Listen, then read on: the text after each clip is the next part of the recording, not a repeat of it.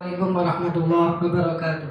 Waalaikumsalam warahmatullahi wabarakatuh. Alhamdulillah untuk siang hari ini kita masih diberi kesehatan.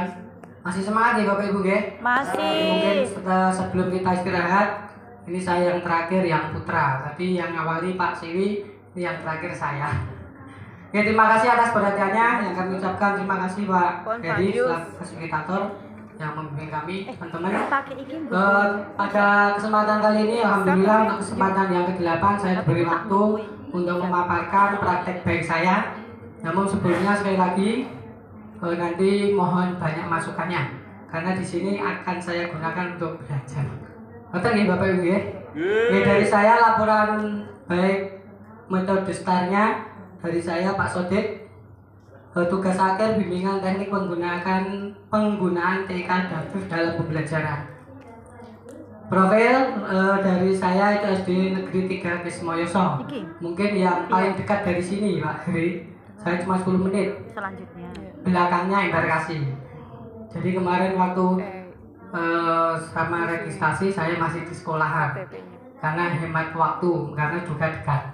Kemudian untuk lingkup pendidikan saya mengajar kelas 6. Saya di SD itu baru 2,5 tahun, tapi awal langsung kelas 6 Pak.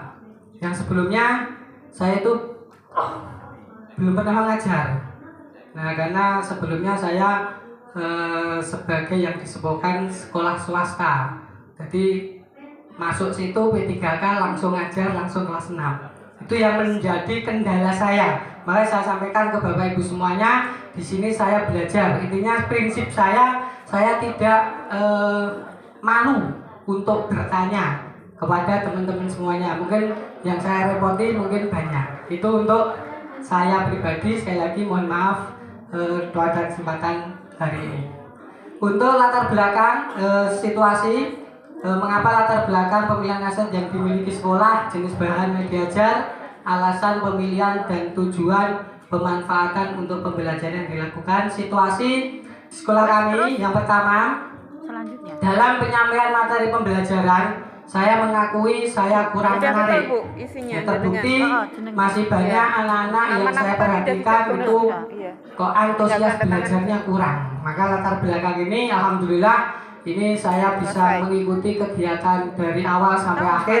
Ini adalah pembelajaran yang berharga buat saya nanti ke depannya, bagaimana untuk menumbuhkan anak itu antusias dalam pembelajarannya. Kemudian membosankan, kemudian tidak menyenangkan. Nah, karena mengapa? Karena minimnya menggunakan media pembelajaran. Karena terus terang saya itu biasanya cuma PPT, itu kan tidak menarik ya. Alhamdulillah untuk saat ini sudah banyak beberapa ilmu yang saya serap untuk TK yang adaptif. Kemudian yang kedua, karena yang saya angkat kemarin itu matematika bab rasio. Nah, karena siswa itu kurang menyukai mata pelajaran matematika. Ya, biasanya matematika sejak dulu itu mungkin momok, tapi alhamdulillah setelah kegiatan ini sudah saya bangun anak-anak itu untuk mencintai matematika. Nah, programnya setiap hari mesti saya memberikan soal sarapan matematika. Anak-anak alhamdulillah saya dijuluki Bapak Guru Matematika. Harapannya matematika. Nah, itu mungkin untuk kedepannya akan kami laksanakan.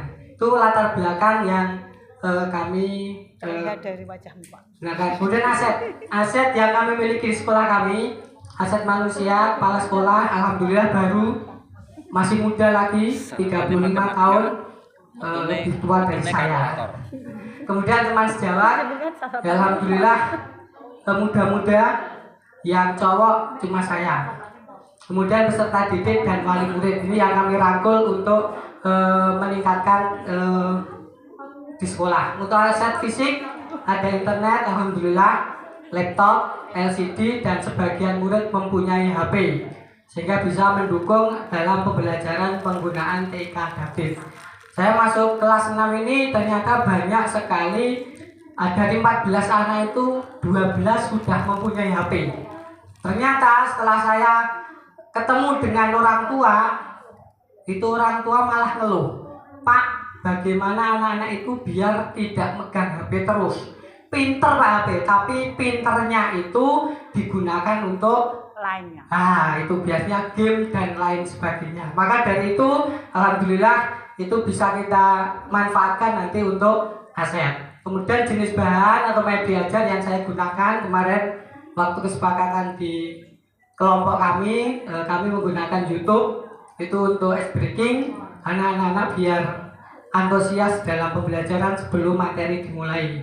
Kemudian Canva ini untuk memotivasi anak. Alhamdulillah yang sebelum-sebelumnya untuk Canva itu belum banyak saya gunakan, setelah ini sudah saya gunakan.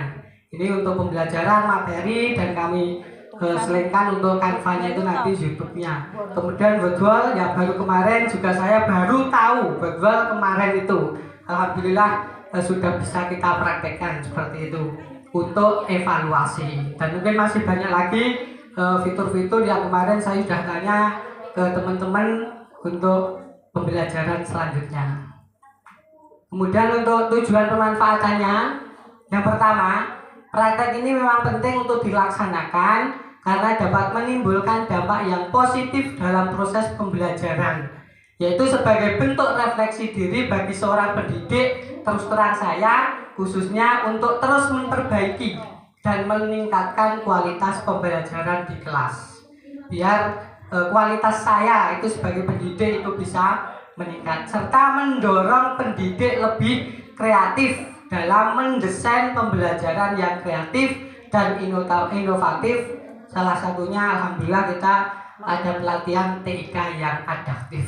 Maka alhamdulillah sekali saya sudah banyak ilmu dari panjenengan semuanya. Yang kedua, praktek pembelajaran ini juga diharapkan bisa menjadi referensi dan inspirasi bagi rekan sejawat termasuk teman-teman saya di sekolahan. Jadi untuk memotivasi, ternyata pembelajaran itu bisa menarik itu seperti ini dan lain sebagainya. Itu tujuan manfaatannya. Kemudian tantangannya, yang pertama, strategi yang kami lakukan yaitu menggunakan media pembelajaran yang tepat, menarik bagi peserta didik, salah satunya dengan menggunakan TIK yang adaptif. Ya, jadi strategi yang kami gunakan, alhamdulillah kemarin saya sudah menggunakan tadi.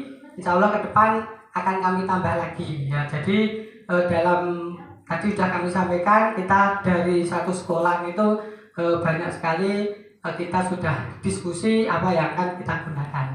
Yang kedua, memilih fitur-fitur yang sesuai dengan materi pembelajaran dan yang menarik bagi peserta didik. Yang ketiga, memilih model pembelajaran yang tepat tentunya sesuai dengan karakteristik materi pembelajaran dan karakteristik peserta didik. Selanjutnya yang terlibat tentunya di kegiatan ini kepala sekolah, peserta didik, teman sejawat, komunitas KKG, wali murid. Pertama kepala sekolah tentunya setelah kemarin kita bintek itu saya sudah laporan ke kepala sekolah, ternyata banyak sekali manfaatnya. Kami laporkan kegiatan-kegiatan yang sudah saya laksanakan. Yang kedua, peserta didik setelah saya mengikuti pelatihan kemarin, ilmu-ilmu yang sudah saya serap sebagian sudah kami sampaikan ke anak-anak.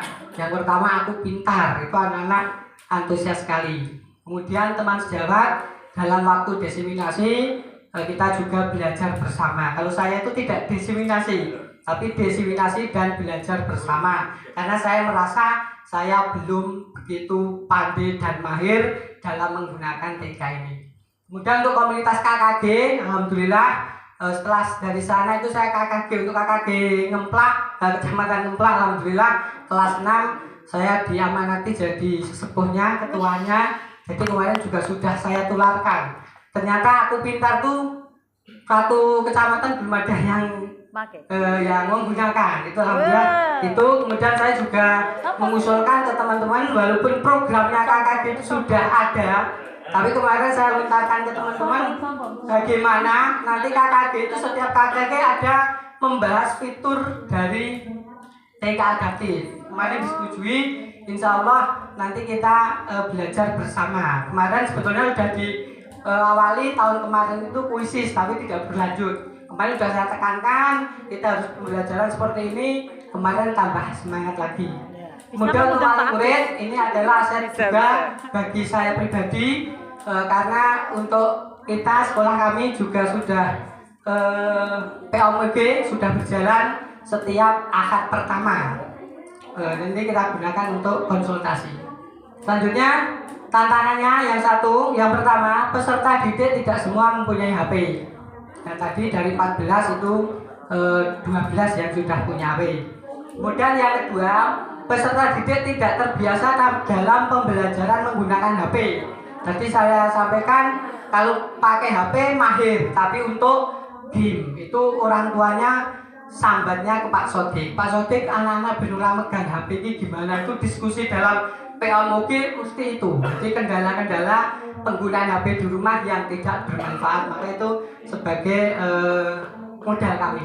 Kurangnya mahir menggunakan fitur-fitur TK adaptif. Ini maksud saya pribadi. Saya terus terang belum mahir, belum lihai dalam penggunaan fitur-fitur ini, maka sekali lagi saya harus belajar dan belajar. Yang keempat tadi, membutuhkan waktu untuk pembuatan media pembelajaran. Ternyata harus butuh waktu. Ya. Kalau seperti yang Pak Rizky sebagainya seperempat jam jadi, seperti itu. Tapi kalau saya pembuatan seperti ini mungkin butuh waktu juga lama karena masih adaptasi itu. Betul ya? Tantangannya itu, aksinya yang pertama, langkah-langkahnya pertama konsultasi dan laporan. Nah, tadi sudah kami sampaikan. Kemudian desiminasi dan belajar bersama teman sejawat. Kemudian desiminasi dan belajar bersama dengan komunitas KKG sudah kami lakukan. Sosialisasi dengan orang tua lewat POMG. Jadi penggunaan HP bagaimana itu sudah kami sosialisasikan ke orang tua wali. Ya, jadi program saya itu penggunaan HP, manfaatnya HP itu sudah kami sampaikan ke orang tua juga mendukung. Yang 5, penyediaan waktu untuk pembuatan media pembelajaran yang menarik tadi. Harus ada waktu memang, untuk waktu khusus untuk pembuatan media pembelajaran khususnya menggunakan TIK yang adaptif. Yang keenam, pemilihan fitur-fitur TIK adaptif, model pembelajaran yang tepat sesuai dengan karakteristik materi dan karakteristik peserta didik. Yang terlibat mendidik sebagai perancang, teman sejawat yang membantu kami dalam kemarin praktek baik atau desiminasi di sekolahan, kepala sekolah yang memberi izin, kemudian peserta didik dan orang tua. Ini foto-foto saya, ya, konsultasi dengan orang tua, desiminasi belajar dengan teman sejawat, desiminasi dengan waktu KKG di kecamatan, kemudian ini proses pembelajaran saya yang kemarin. Ini pertemuan dengan wali murid, alhamdulillah setiap Ahad pertama, tapi Ahad kemarin tertunda karena saya ada acara. Testimoni siswa, alhamdulillah untuk siswa sangat senang dalam penggunaan TIK adaptif ini. Kemudian refleksinya dari aksi tersebut, pertama, penggunaan media pembelajaran TIK adaptif sangat membantu pemahaman peserta didik akan materi yang dipelajari. Setelah menggunakan itu, anak-anak sekali lagi antusias, tambah paham karena tadi penggunaan HP-nya.